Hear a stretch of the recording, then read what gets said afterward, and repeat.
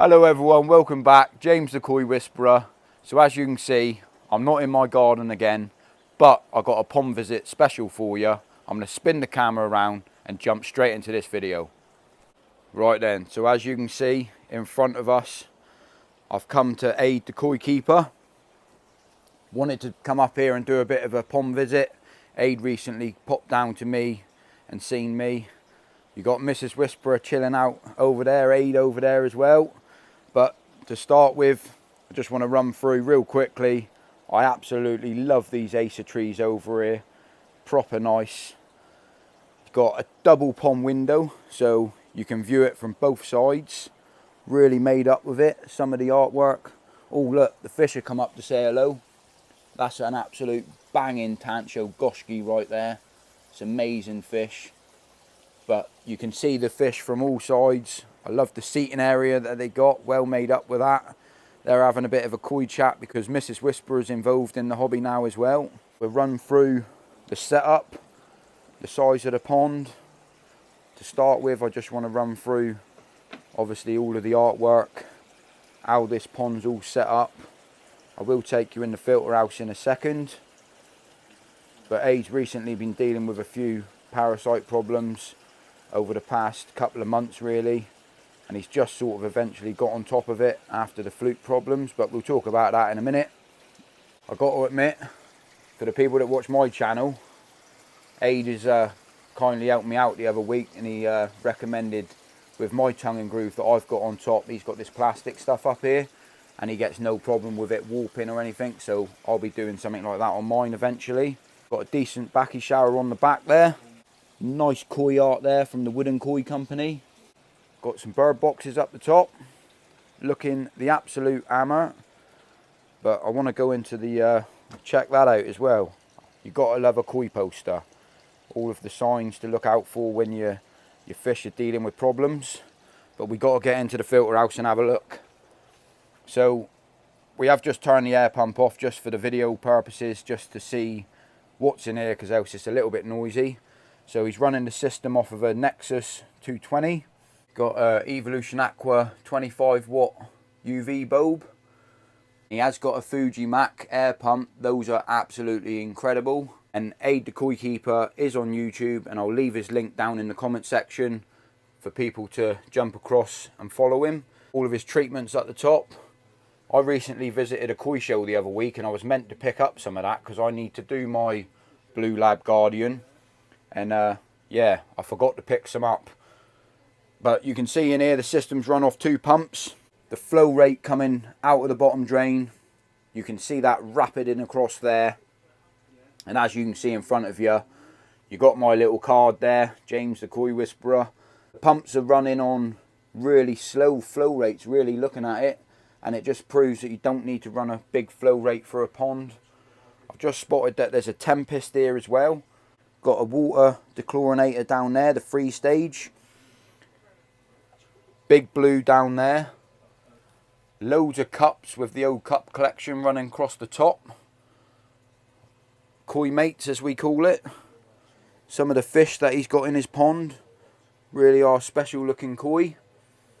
He's got temperature charts, tips and information. Got loads of bits and pieces written down there, what he needs to add. Stuff in the future. Obviously adding treatments is a good little idea to write down. You know, if you've got a problem, you can just, obviously, you know what you're doing before you start. Looks like his tap water's KH is coming out at 4. pH is coming out 6.8. So it's good to do a test on your tap water. Something that I highly recommend to make sure you know what you're putting into your pond when you're doing filter changes. You got the absolute hammer. That looks like when they visited Lee Hadfield, the Koi Soldier.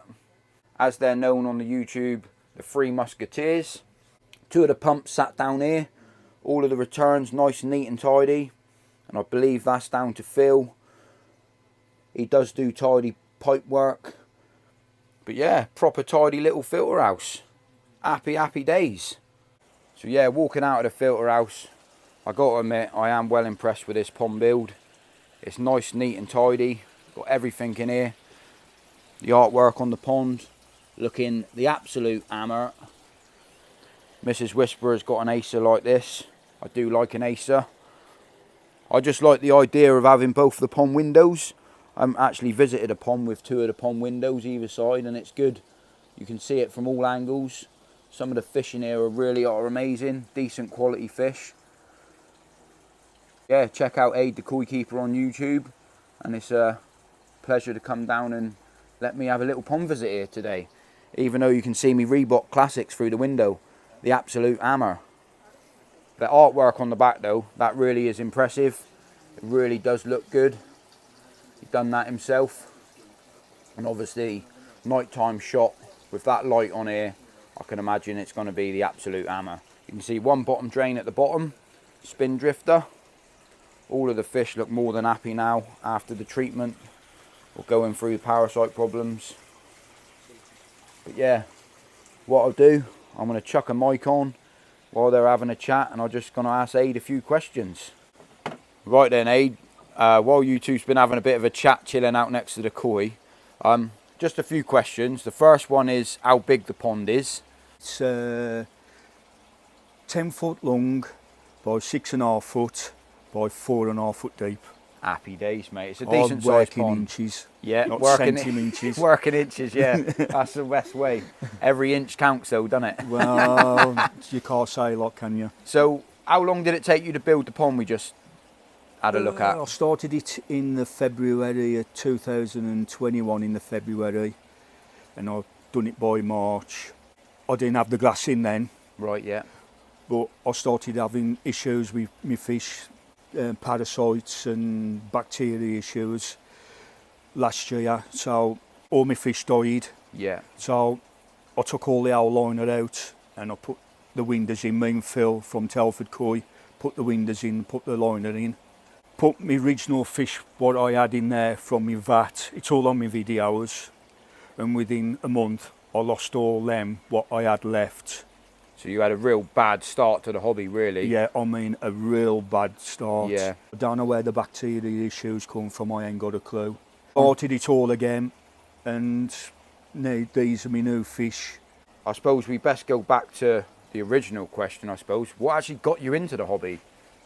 Well, I used to have fish tanks in the house. All I've started from fish always tanks. had fish tanks, my dad had fish tanks, and I've always been into fish. Happy So days. I had fish, I had a little pond up there. That's generally where it starts as well, isn't Yeah. it? With that little pond, Yeah. and then you end up building yourself one of these. I reckon you've done an absolute amazing job here, mate. The nighttime look, I reckon, be incredible. Sat out here now, I can already tell how relaxing it is. Mrs. Whisperer wants to get one of these sofas now as well, Yeah, I bet. nice, I like these. But You've got no room in your garden for one of these. Hungry. You've got no chance. no chance, not now. No, not now. We got another pond.